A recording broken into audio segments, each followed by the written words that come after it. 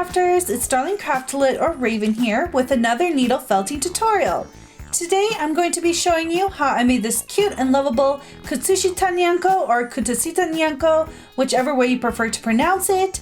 He's actually one of my favorite Sanex characters and this was just so much fun to make. As many of you guys know, I just love kitties, so this was just so much fun.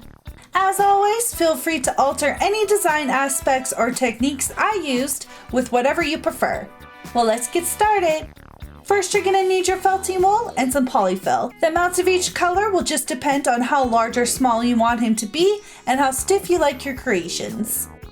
Then you're going to need your usual felting supplies. I also recommend some scissors and shapers. And optional, you can have a needle, some sort of thread, and findings to add to your creation if you would like. For a complete list of everything I used, please check the description box below.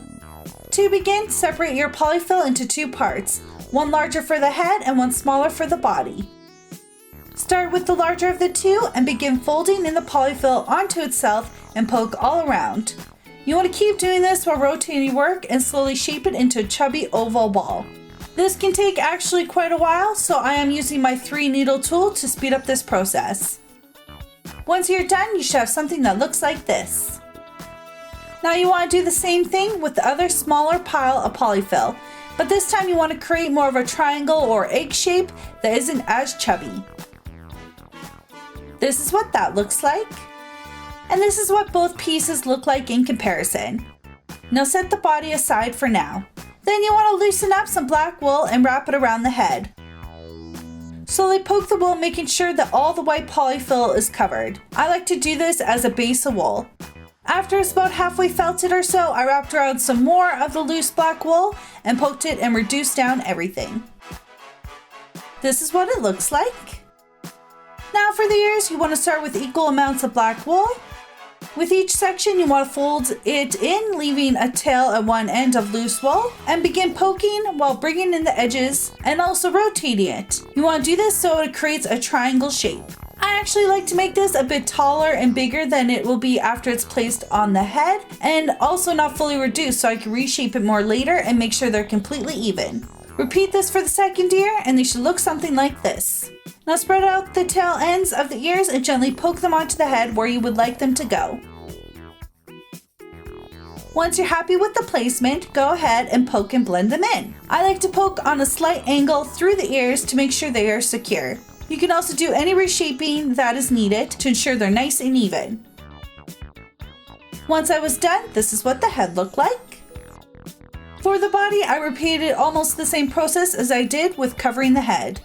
With the first layer, I just covered it loosely and then poked it halfway through and then added more wool for the second layer. This time, I left some loose wool open at the top so it will be able to attach to the body. For now, set this aside so you can add on any findings. I'm using some embroidery thread and a split ring. You want to put your needle through the bottom of the head and up between the ears. I added on the split ring, poked back through the head, and again looped it through the split ring. Then I went back all the way through to the bottom. Now you want to slip it through the head, but stop before pulling the thread all the way through. Cut it and split the pieces of thread. Put one through the loop, then pull tight. Now you want to add a knot or so and cut away any excess thread.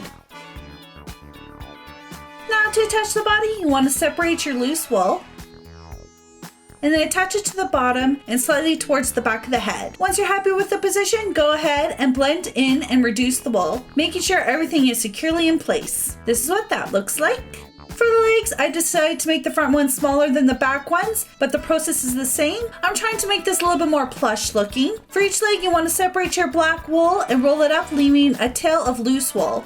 Then poke it, folding in the edges and rotating to create an elongated oval shape or log shape slightly narrower near the loose wool end. It's really hard to explain this, but this is what the legs should look like. Now you want to add on his socks, if you will. I wrapped up some loose wool around the chubby ends of each of the legs, then poked and blended them in place. You want to make sure the 2 front ones match each other and the 2 back ones do. Try to create smooth and even lines between the black and the white. This is what all 4 look like. The 2 tiny legs are the front ones, so we're going to attach those first. You want to separate the wool on them, then attach them onto the side of the body facing frontwards. Once you're happy with the position, go ahead and blend them in and make sure that they are secure. Do the same for the back legs attached at the bottom and then going out to the side slightly. For the tail, I used about 1/3 of the wool I used for the front legs, and I created a log with a chubbier end on the opposite side of the loose wool. This process is pretty much the same as the ones you've seen previously. You just want to poke, rotate, pull on the edges, and lots of poking. You want to lightly poke this in place on the bottom and center of the back of him. Then you want to go ahead and secure it and poke it slightly going to the side. Make sure you blend in all the wool. This is how he looks like now. For the collar, I wrapped red wool around his neck and poked it in place and straightened out the edges with a single needle. It should look something like this. Now onto his cute face. For the eyes, I used my round clay mini cookie cutter. I wrapped some wisps of the yellow wool around the cutter. Then I positioned it on the face and gently poked it in. Once the shape was generally there, I removed the cutter to poke everything more securely and tidy the edges up. Repeat this for the second eye. For the nose, I rolled some gray wool wisps into an oval shape. Place it on the face, then poked it into place, pulling in the sides to reshape it into a rounded upside down triangle. This is what his cute face looks like. Now you want to do any additional poking or reducing, and you want to use your scissors to cut away any stubborn frays. This will give your creation a nice and polished look. Then you want to add on any findings and you're done.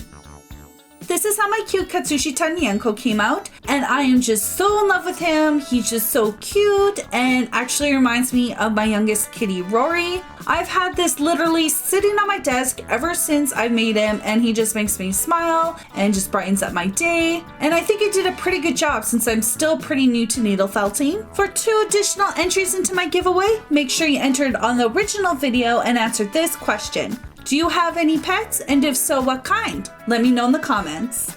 Thank you all so much for joining me for this cute tutorial. If you liked it, I would love it if you gave this video a thumbs up. If you wish, you can follow me on my social media and my accounts are listed on the screen. Also, don't forget to subscribe to my channel for more crafty goodness. I'll see you guys all soon. Bye!